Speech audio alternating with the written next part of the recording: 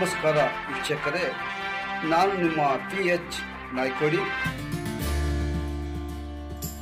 ನಮಸ್ತೆ ವೀಕ್ಷಕರೇ, ಜೇವರ್ಗಿ ಕಲಬುರಗಿ ಜಿಲ್ಲೆ ನೆರವು ಕಟ್ಟಡ ಮತ್ತು ಅಸಂಘಟಿತ ಕಾರ್ಮಿಕರ ಸಂಘದ ರಾಜ್ಯಾಧ್ಯಕ್ಷರಾದ ಶ್ರೀ ಅಶ್ವಥ್ ಟಿ ಮರಿಗೌಡರು ಅಣ್ಣವರವರ ಆದೇಶದಂತೆ ಕಲಬುರಗಿ ಜಿಲ್ಲೆಯ ಜೇವರ್ಗಿ ತಾಲೂಕಿನ ಗೌನಹಳ್ಳಿ ಗ್ರಾಮ ಘಟಕದ ಪದಾಧಿಕಾರಿಗಳನ್ನು ಆಯ್ಕೆ ಮಾಡಲಾಯಿತು. ಈ ನೇಮಕಾತಿ ಕಾರ್ಯಕ್ರಮದ ನೇತೃತ್ವವನ್ನು ರಾಜು ದೊರೆ ಕಲಬುರಗಿ ಜಿಲ್ಲಾಧ್ಯಕ್ಷರು ಮತ್ತು ಬಂದೆ ನವಾಜ್ ಪ್ರಧಾನ ಕಾರ್ಯದರ್ಶಿ ವಹಿಸಿದರು. ಗೌನಹಳ್ಳಿ ಗ್ರಾಮ ಘಟಕದ ನೂತನ ಪದಾಧಿಕಾರಿಗಳ ಪಟ್ಟಿ: ಅಧ್ಯಕ್ಷರು ರಾಜಶೇಖರ್, ಉಪಾಧ್ಯಕ್ಷರು ಶರಣಪ್ಪ, ಪ್ರಧಾನ ಕಾರ್ಯದರ್ಶಿ ವಿಶ್ವನಾಥ್, ಸಹ ಕಾರ್ಯದರ್ಶಿ ನಿಂಗಣ್ಣ, ಸಂಘಟನಾ ಕಾರ್ಯದರ್ಶಿ ಶಾಂತಕುಮಾರ್, ಕಾರ್ಯಾಧ್ಯಕ್ಷರು ರಾಜು.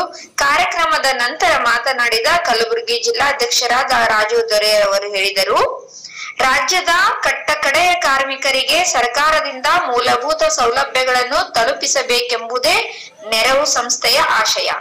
ಕಾರ್ಮಿಕರ ಕುಂದುಕೊರತೆಗಳ ಬಗ್ಗೆ ನಮ್ಮ ನೆರವು ಸಂಘಟನೆ ಸದಾ ಕಾಲ ಕಾರ್ಮಿಕರ ಜೊತೆ ನಿಲ್ಲುತ್ತದೆ.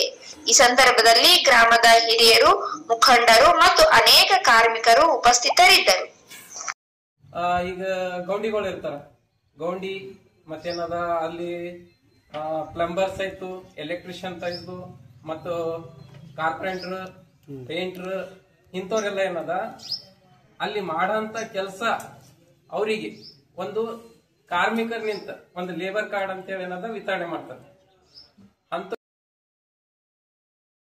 ಅಂತೇಳಿ ನೆರವು ಕಟ್ಟಡ ಕಾರ್ಮಿಕ ಮತ್ತು ಅಸಂಘಟಿತ ಕಾರ್ಮಿಕರ ಜಿಲ್ಲಾಧ್ಯಕ್ಷರು ಇಲ್ಲಿ ಸೇರಿರುವ ಸಭೆ ಏನಪ್ಪಾ ಅಂತಂದ್ರೆ ಕಟ್ಟಡ ಕಾರ್ಮಿಕಗಳ ಬಗ್ಗೆ ಒಂದು ಗೌರ್ಮೆಂಟ್ ಕಾರ್ಮಿಕ ಇಲಾಖೆ ಬರುವಂತ ಸೌಲಭ್ಯ ಬಗ್ಗೆ ವಿವರ. ಆಲ್ರೆಡಿ ಒಂದ್ಸಲ ನಾವು ಹನುಮಂದೇವ್ರ ಗುಡಿಯಲ್ಲಿ ಗೌನಹಳ್ಳಿ ಗ್ರಾಮದ ಮಾಡೀವ್ರಿ.